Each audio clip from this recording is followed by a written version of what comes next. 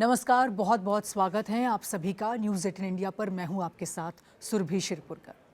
पश्चिम बंगाल में आज विधानसभा चुनाव 2026 का दूसरा और अंतिम चरण शांतिपूर्ण तरीके से लेकिन बेहद हाई वोल्टेज माहौल में जारी है। इस चरण में कुल 142 विधानसभा सीटों पर मतदान हो रहा है, जो राज्य की राजनीतिक तस्वीर तय करने में सबसे निर्णायक माना जा रहा है। इस पूरे चुनाव में करीब 7.6 करोड़ से ज़्यादा मतदाता अपने मताधिकार का प्रयोग कर रहे हैं, जबकि दूसरे चरण में लगभग 2.2 से 3.4 करोड़ वोटर शामिल हैं। इस चरण में 1448 उम्मीदवार मैदान में हैं और मुकाबला सीधे तौर पर सत्ता पक्ष और विपक्ष के बीच टकराव का रूप ले चुका है। मतदान सुबह 7 बजे शुरू हुआ और शाम 6 बजे तक चलेगा। चुनाव आयोग ने पूरे राज्य में कड़ी सुरक्षा व्यवस्था की है। कई संवेदनशील इलाकों में केंद्रीय सुरक्षा बलों की तैनाती की गई है और लगातार फ्लैग मार्च के जरिए स्थिति पर नजर रखी जा रही है।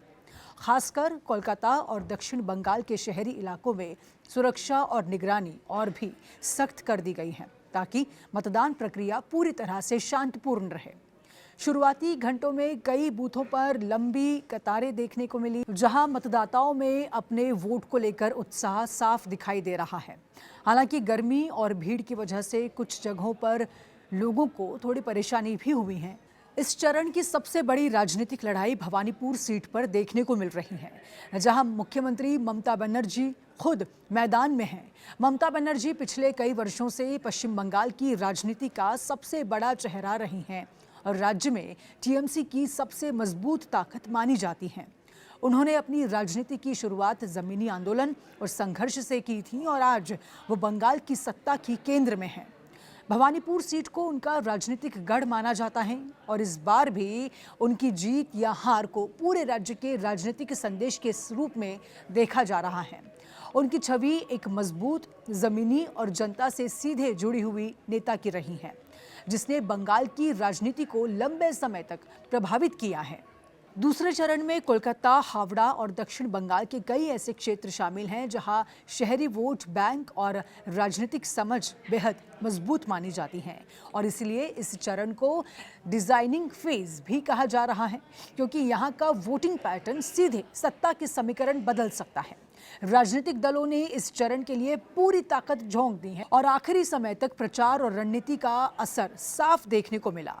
इस दौरान एक तरफ टीएमसी ममता बनर्जी के नेतृत्व में अपनी सरकार की योजनाओं, सामाजिक कल्याण कार्यक्रमों और विकास कार्यों को जनता के सामने रख रही है, वहीं दूसरी तरफ भाजपा इसे बदलाव की लड़ाई बता रही है और राज्य में सत्ता परिवर्तन का दावा कर रही है।